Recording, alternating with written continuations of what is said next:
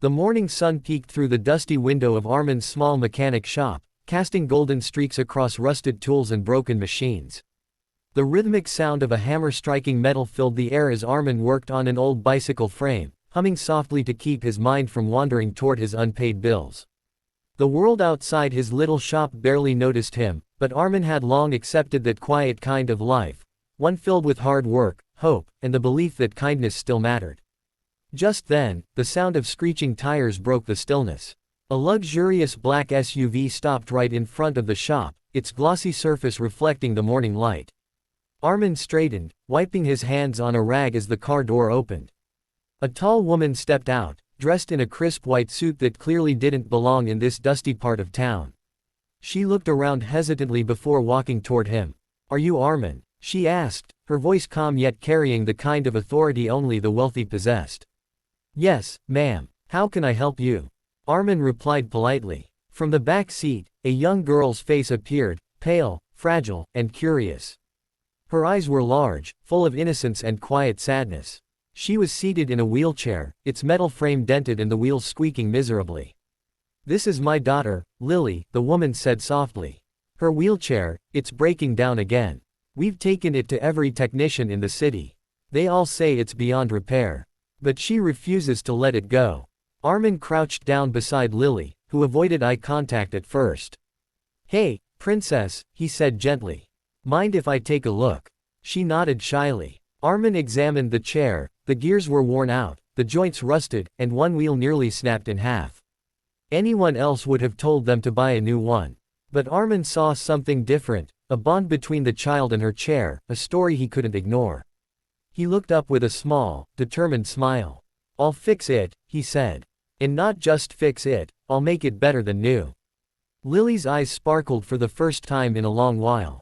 Her mother looked skeptical, but something in Armin's tone made her believe, maybe, just maybe, this poor mechanic could do what others couldn't, bring her daughter's joy back. That evening, Armin stood alone in his dimly lit workshop, the silence broken only by the soft ticking of an old wall clock. Lily's wheelchair stood in the middle of the floor, its worn frame glinting faintly under the single bulb that hung above. It looked fragile, almost lifeless, but to Armin, it was more than a broken chair. It was a child's dream waiting to be rebuilt. He laid out his few tools, some wrenches, a small welder, and his father's old hammer. They weren't much, but they had always been enough for him. He pulled out a piece of chalk and began sketching on the concrete floor. New wheels, lighter frame, smoother motion, maybe even a touch of light, something magical for a child who had known too much pain. Outside, rain started tapping against the tin roof, its steady rhythm matching the beating of Armin's heart. He scavenged through piles of scrap metal, sorting through discarded bicycle parts, car components, and old gears. Every bolt he picked up told a story of someone who had given up on something. But Armin refused to give up.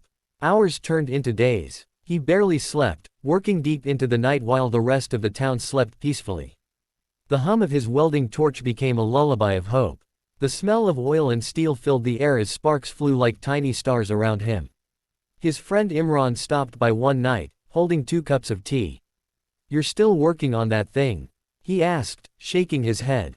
"Armin, she's rich. Even if you fix it, she won't care. Don't waste your time." Armin took the cup, his eyes never leaving the wheelchair. "It's not about her money," he said softly. "It's about her smile. If I can make that little girl feel free again, that's worth more than any paycheck."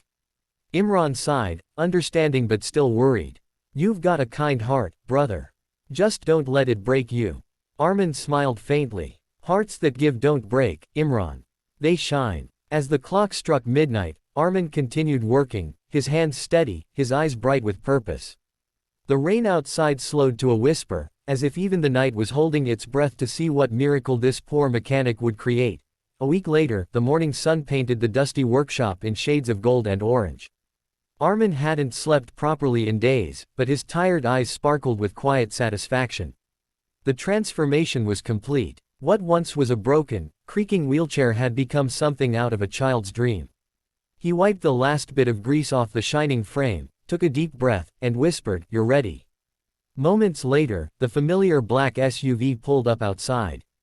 Armin's heart pounded, not out of fear, but anticipation. Mrs. Raymond stepped out first, elegant as always, though her face carried a trace of doubt. Lily followed, her little hands resting gently on the armrests of her old wheelchair. When Armin rolled the new creation forward, both mother and daughter froze. The wheelchair gleamed like a piece of art, its smooth, pearl-white body shimmered under the light, accented with soft blue edges that glowed like moonlight. The seat was made of custom memory foam wrapped in soft leather, and golden stitching spelled out her name, Lily. The wheels, rebuilt with a lightweight alloy, spun silently and smoothly. A small button near the armrest controlled gentle LED lights that danced like stars when turned on. Lily gasped, her eyes wide in disbelief. Is that really for me?" she whispered. Armin nodded, smiling warmly. "Every bit of it." He knelt beside her and adjusted the seat, explaining each part with care. "This button adjusts the height, this one reclines the back, and this switch here, well, it's a surprise." He pressed it, and soft instrumental music began to play from tiny hidden speakers. Lily's laughter filled the workshop, bright, pure, and alive. She placed her hands on the wheels and began to move, gliding effortlessly across the floor. "It's like flying," she shouted joyfully, spinning in circles as the blue lights trailed behind her like shooting stars. Mrs. Raymond covered her mouth, tears glistening in her eyes. She looked at Armin, a poor mechanic who had somehow created magic with his bare hands. "You didn't just fix a chair," she whispered. "You gave her wings." Armin smiled humbly, his eyes misty. Sometimes all a dream needs is a little faith, and a few bolts of hope. For the first time in years, Lily's laughter echoed beyond the walls of that small garage, a sound more valuable than all the riches in the world. 3 days had passed since Armin delivered the wheelchair. His small workshop had gone quiet again, filled only with the ticking of tools and the hum of the ceiling fan. But something inside him had changed. He felt a calm satisfaction he hadn't known before. For the first time in years, he didn't measure his success by money, but by the sound of a child's laughter echoing in his memory. That evening, as the sun began to dip below the rooftops, the same sleek black SUV pulled up outside his house. Armin looked up from his workbench, surprised. The vehicle's reflection shimmered in the fading light like a visitor from another world. Mrs. Raymond stepped out gracefully, holding an envelope in her hand. Behind her, Lily rolled out in her shining wheelchair, the one Armin had built, looking brighter and happier than ever. "Mr. Armin," she called, waving with excitement. "Look, it still flies." She spun in a circle, the soft blue lights sparkling against the sunset. Armin chuckled, wiping his hands on his old rag. "It looks like it's taken off already." Mrs. Raymond walked toward him with a warmth that wasn't there before. "You did something no one else could," she said softly.